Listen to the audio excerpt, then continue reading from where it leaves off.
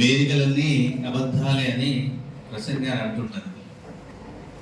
అయితే ఆ వేదికలన్నీ కూడా వేడుకలాగా నిర్వర్తించే సేనాని మన ప్రసేనాని అధ్యక్షులు గారు.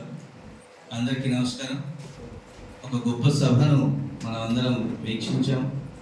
చివరిగా కవయిత్రి సుధా స్పందన కూడా చూశారు. తను ఇంకొక పుస్తకం వెయ్యొద్దు అని అనుకుంటుంది. దానికంటే ముందు మేము ఇంత దూరం, దాదాపు 800 కిలోమీటర్ల దూరం ప్రయాణించి ఈ సభకు రప్పించింది ఏమిటి అంటే తడి మాత్రమే.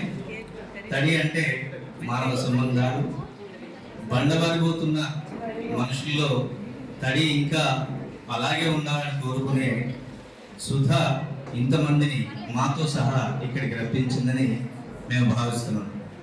ఇంకా తన కవిత్వం గురించి ఈ లాస్ట్లో చెప్పడానికి నా దగ్గర అయితే ఏమీ లేదు.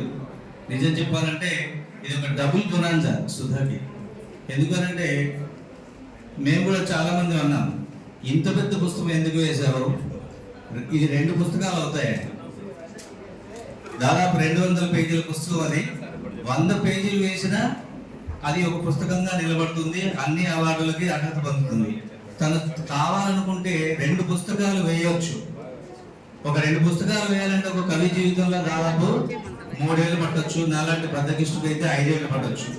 కానీ అవార్డుల కోసమో గుర్తింపు కోసమో తను అరువులు చాచే వ్యక్తి కాదు అనేది మనందరికీ ఇప్పుడే తెలిసింది. ఎందుకంటే ఈ వేదనల కవిత్వం ఇంకా ఇంకా రాయాలని నాకు లేదు. ఆ వేదనలకి అంకితం చేసి ఇక ముందు ఈ వేదనలు, ఈ కన్నీళ్ల కవిత్వం నేను రాయొద్దని ఆశీర్వదించుకున్న గొప్ప తడిగల్ల మనసుకు ఒకసారి గట్టిగా చెప్పట్టు కొట్టి తను పడిన, తను అనుభవించిన, తను చూసిన ఈ సమాజంలోని కన్నీళ్ళన్నీ ఆరిపోవాలని కోరుకుంటూ సుధకి అభినందనలు తెలియజేస్తూ ముగిస్తున్నాను. Thank you.